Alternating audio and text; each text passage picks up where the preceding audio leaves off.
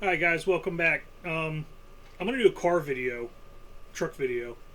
I know I said that I don't want to turn this into a car channel or an automotive channel, but I kind of want to share some of my experiences with you that I see when I'm at work. Um, what I brought today is a very short video, a minute and a half or something, on the four-cylinder turbo in the Silverados, full-size Silverados.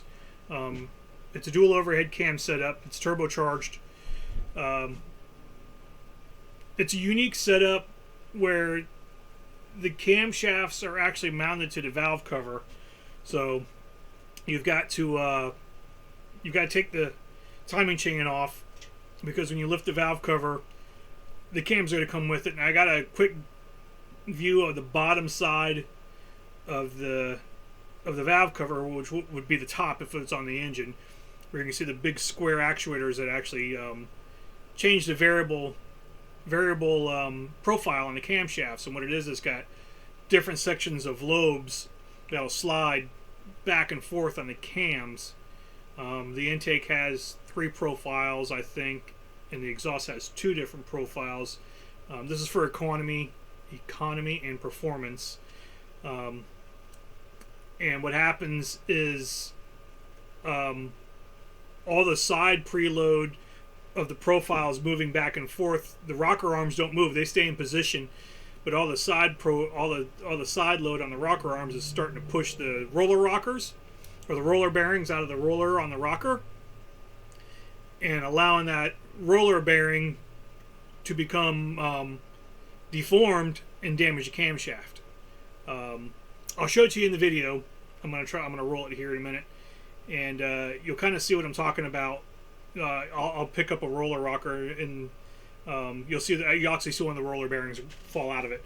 So it's pretty cool. What inspired this video is I keep up with George Landis at Landis Performance Center. That's down in South Florida. Good friend of mine, and we got talking about it the other day. I figured I'd do a quick video on it because it's kind of a unique setup. But let's see if we can roll that video. We are working on a 2.7 liter turbo 4-cylinder in a 2020 Silverado.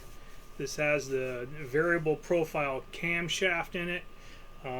This one had codes for the camshaft profile actuator. Performance, you can see where the splines are there for the slider, and this is the rocker arm where the roller bearings have fallen out of the roller. You actually see one fall out as I turn it around. There it went.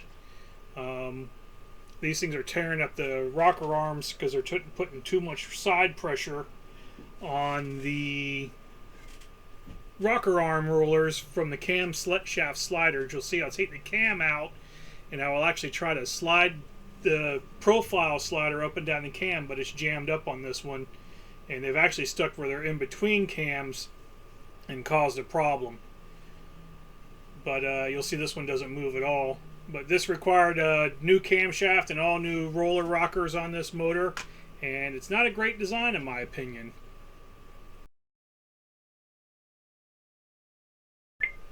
Alright, so as you've seen, it's kind of a weird setup. Like I said, George was doing a live the other night on his channel for Landis Performance Center. If you guys are into cars, go check it out. He's been doing the hot rod race car thing for a very, very long time. He's got a pretty good live stream and a lot of great information. It's kind of fun interacting with him on his live streams, because he's got info on just about everything, but he hadn't seen that its particular engine yet. And fortunately, I have. I've seen a bunch of them. They're just beating. It's only on the exhaust side, which is weird. The intake cams don't seem to have the problem with busting up the roller rockers. But I've seen one. But they're really tearing up the exhaust side for some reason. I don't know exactly why. I haven't narrowed that down, and there's enough other work going on with engines and lifters on V8s that I haven't put a lot of thought into figuring out why it's only the exhaust side. Maybe it requires higher spring pressure for the higher lifts. Maybe even on the economy lift lobe, it still requires a higher lift or a higher spring rate. So there's constantly more pressure on the rocker arm or in the roller. But thought it was kind of cool. I'm going to see if there's a way I can tag Landis Performance Center in this video so he can see it. I think he'll find it kind of interesting. And I think that's all we got for you. And we'll get back to some outdoor and my normal prepping stuff soon.